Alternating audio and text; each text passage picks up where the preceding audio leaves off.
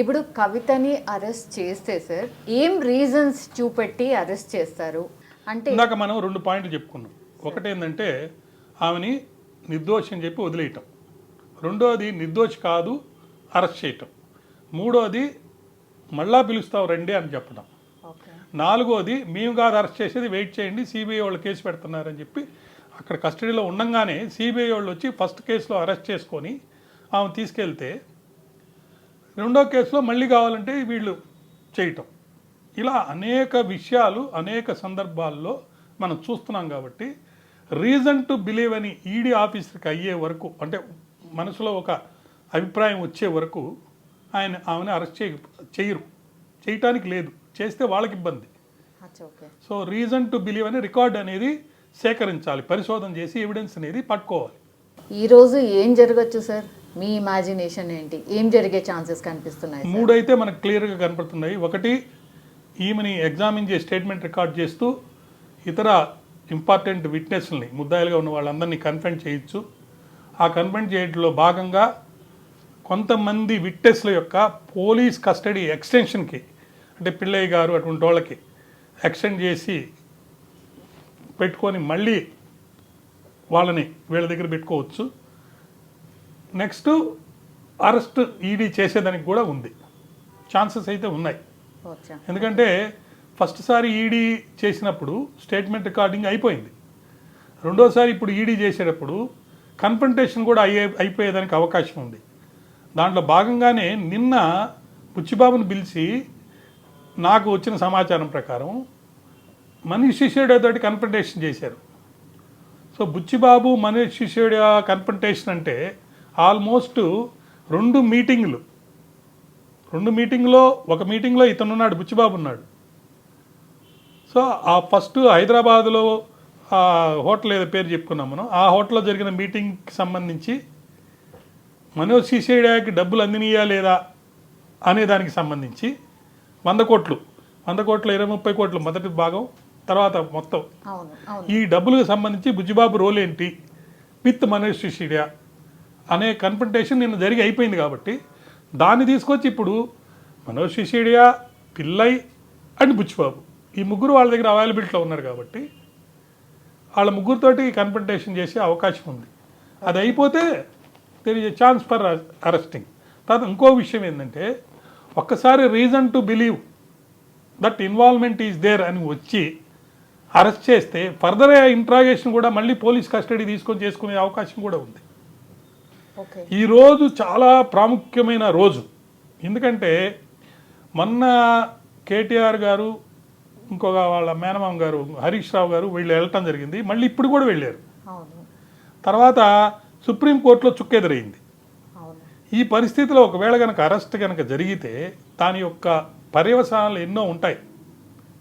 కాబట్టి ఖచ్చితంగా ఈరోజు చాలా ఇంపార్టెంట్ డేట్. కాబట్టి సాయంత్రానికి ఎవిడెన్స్ రికార్డింగ్ అయిపోయి సిబిఐ అరెస్ట్ చేస్తుందా, ఈడీ అరెస్ట్ చేస్తుందా, లేకపోతే అసలు అరెస్ట్ లేకుండా మళ్ళీ రమ్మని చెప్పి పంపిస్తారా? మళ్ళీ రమ్మని పంపించేదానికి కూడా ఒక చాలా ఇంపార్టెంట్ ఒక ఇది ఉంది. అదేంటంటే ఈ ధ్వంసమైన ఫోన్ల గురించి రిపోర్ట్స్ రావాలి.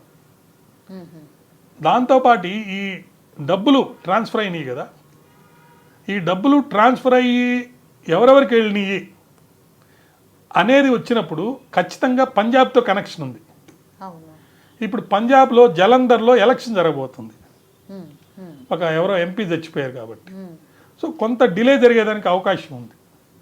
కాబట్టి ఆ డిలే జరిగేటప్పుడు అందులో పీపీ గారు కూడా లేరు. కాబట్టి ఎంతవరకు చేస్తారనేది చేసి మళ్ళీ అందరి యొక్క కస్టడీని ఎక్స్టెన్షన్ చేసుకొని మళ్ళీ ఇంకోసారి రమ్మని కూడా పిలవచ్చు. 15 సార్లు, నాకు తెలిసిన ఇన్ఫర్మేషన్ ప్రకారం సుమారు 15 సార్లు విచారించి 29 సార్లు విచారించారట పిళ్ళైని. 11 సార్లు వాగ్మూలం రికార్డ్ చేశారు.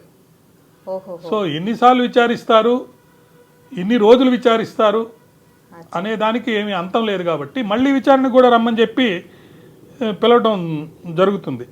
అయితే ఒక కీలక వ్యక్తికి సమ్మనివ్వంగానే పిల్లయి తనను బెదిరించి వాంగ్మూలం తీసుకున్నట్టు ఆరోపణలు వస్తున్నాయి. కాబట్టి అందులో దక్షిణాదికి గ్రూపుకి సంబంధించి ఇది రిప్రజెంట్ చేస్తున్నారు కాబట్టి కొన్ని కెమెరాల్లో కొన్ని హోటల్స్లో రికార్డ్ అయిన ఎవిడెన్స్ ఇంకా వీళ్ళకి అందలేదు. నాకు తెలిసిన సమాచారం ప్రకారం అచ్చా, వాళ్ళకు నోటీసులు ఇచ్చున్నారు. ఓకే. సో వాళ్ళు ప్రొడ్యూస్ చేయాలి. అది చాలా ఇంపార్టెంట్ కాబట్టి మరోసారి రండి అని చెప్పి పంపించేదానికి కూడా అవకాశం ఉంది. ఇలా నెంబర్ ఆఫ్ టైమ్స్ వచ్చి వెళ్ళిన తర్వాత జనం కూడా అర్థమవుతుంది ఇది పకడ్బందీగా ఏదో ఆషామాషిగా ఎప్పుడంటే అప్పుడు ఎవరినంటే వాళ్ళని అరెస్ట్ చేసే వ్యవహారం కాదు. ఇది ఒక ప్రణాళిక రచించుకొని ఆ ప్రణాళిక భాగంలో ఒక ముఖ్య ఉద్దేశం, లక్ష్యం, యాక్ట్ లక్ష్యం మనం ముందే అనుకున్నాం. ఒకటి ప్రివెన్షన్ ఆఫ్ మనీ లాండరింగ్ అవును, and attachment of properties, illegal gains, అవును. ప్రొసీడ్స్ ఆఫ్ క్రైమ్స్ని. సో దాంట్లో భాగంగా ఎన్నిసార్లు ఎవరిని పిలిచినా వెళ్ళాల్సిందే. వెళ్ళలేకపోతే వాయిదా అడగచ్చు. మనకు లాస్ట్ టైం కూడా చెప్పుకున్నాం, సోనియా గాంధీ గారికి ఆరోగ్యం బాగలేకపోతే ఇవ్వడం జరిగిందనమాట. Yes sir. తర్వాత ఇంకోటి కూడా ఉంది. ఈ అరుణ్ పిల్లయ్య అనే అతను కవిత గారి యొక్క బినామీ లేదా కవిత గారి మనిషి, ఏజెంట్ అని చెప్పి విజయ్ నాయర్ అనే ఆయన మార్చి 6 నాడు వాంగ్మూలం ఇచ్చున్నాడు. కాబట్టి ఆ విజయ్ నాయర్ని తీసుకురావాలి, ఆ విజయ్ నాయర్ తోటి కన్ఫ్రంటేషన్ జరగాలి. సో ఇవన్నీ చాలా ప్రాసెస్ ఉంది.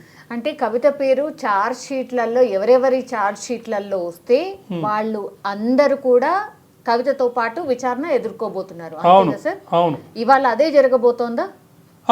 చాలా వరకు confrontation yeah yeah of oral and documentary evidence and experts evidence. Yeah. దాంట్లో భాగంగా విచారణ అంటే ఏదో చిన్న చిన్న ఇది ఉండదమ్మా. అది ఎలా ఉంటుందంటే కూల్గా చేస్తారు.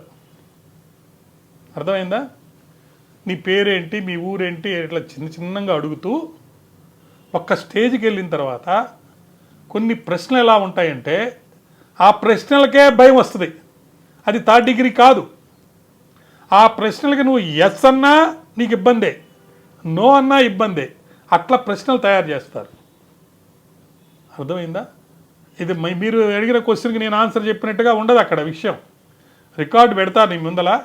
ఆ రికార్డు పెట్టి ఈ రికార్డులో ఈ పలానా వ్యక్తి ఇలా అంటున్నాడు, నువ్వు వెళ్ళి ఆ వ్యక్తిని కలిసావా అంటే మనం గుర్తు తెచ్చుకోవాలి అన్ని విషయాలు. మన దగ్గర ఉన్న రికార్డును చూపించాలి, లేదు వాయిదా అడగాలి. చాలా ఉంటుంది, చాలా అంత ఈజీ కాదు. కొన్ని ప్రశ్నలు ఎట్లా ఉంటాయంటే చాలా క్లిష్టతరంగా ఉంటాయి. అలాంటివి వచ్చినప్పుడు జనరల్గా తెలివిగల విట్నెస్లు ఏం చేస్తారంటే మిగతా స్టేట్మెంట్స్లో అయితే నాకు తెలియదని చెప్పేస్తే వదిలేస్తారు. ఇక్కడ అలా నువ్వు తెలియదని చెప్తే నువ్వు అబద్ధం చెప్తున్నట్టుంది కాబట్టి నీ స్టేట్మెంట్ రికార్డ్ చేసి సంతకం పెట్టించి తెలిసి కూడా తెలియదని అబద్ధం చెప్తున్నాను ఒక కేసు పెడతారు. సో ఈడీ విచారణప్పుడు ఒళ్ళు దగ్గర పెట్టుకొని జాగ్రత్తగా మంచిగా చక్కగా నువ్వు చెప్పాలి. నీ నిర్దోషిత్వాన్ని నువ్వు ప్రూవ్ చేసుకొని రావాలి. నేను పలానా వ్యక్తిని, నాకు పలానా ఆస్తులు ఉన్నాయి, లేకపోతే నేను అది ఇది అని అనడానికి లేదు. చట్టం ముందు అందరూ సమానమే. గౌరవనీయులు తెలుగువాడు పివి నరసింహరావు గారు చెప్పారు, చట్టం తన పని చేసుకుపోతుందని. ఖచ్చితంగా చట్టం తన పని చేసుకుపోతుంది. అమాయకులు, నిర్దోషులు కొంతమంది బలవుతారేమో అని చెప్పి చట్టం ఏం చేస్తుందంటే ఒక విరుసులుబాటు పెట్టింది.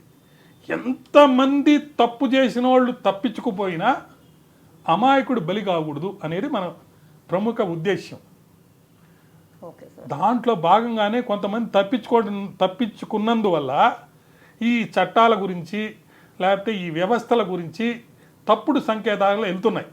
దీన్ని గమనించే గతంలో మనం చెప్పుకున్న 2 తీర్పులు ఇచ్చింది సుప్రీంకోర్టు అని. సుప్రీంకోర్టు వారు మన హక్కులని కాపాడుతున్నారు కస్టోడియన్గా. వాళ్ళు ప్రతిదీ గమనించి రాజకీయ, సామాజిక, ఆర్థిక విలువల్ని చూస్తూ దేశాభివృద్ధికి అవసరమైన తీర్పులు ఇస్తూ ప్రస్తుతానికి బేసిక్ స్ట్రక్చర్లోకి, రాజ్యాంగంకి ఒక బేసిక్ స్ట్రక్చర్ ఉంది. చాలా పెద్ద కేసు, అది ఇంకెప్పుడైనా ఇంకోసారి మాట్లాడుకుంటాము. ఆ బేసిక్ స్ట్రక్చర్ని వైలేట్ చేయకుండా, అంటే ఫండమెంటల్ రైట్స్ వైలేట్ చేయకుండా ఒక వారధిగా నిలబడి కాపాడుతున్నారు. మనం విశ్వసిద్దాం, నమ్ముదాం. చట్టంలో దాని పని చేసుకొని తప్పు ఉన్న వాళ్ళనే శిక్షించి ఈ లిక్కర్ దందాలో వ్యాపారంగా దందాలో దొరికినటువంటి అమౌంట్ మళ్ళీ వెనక్కి తీసుకొచ్చి దాన్ని గవర్నమెంట్ కట్టి ప్రజలకి సౌకర్యార్థం కనుక ఉపయోగిస్తే నా ప్రయత్నం, నీ ప్రయత్నం, మీ యాజమాన్యం ప్రయత్నం నెరవేరుతుందని చెప్పి నేను ఆశిస్తున్నాను.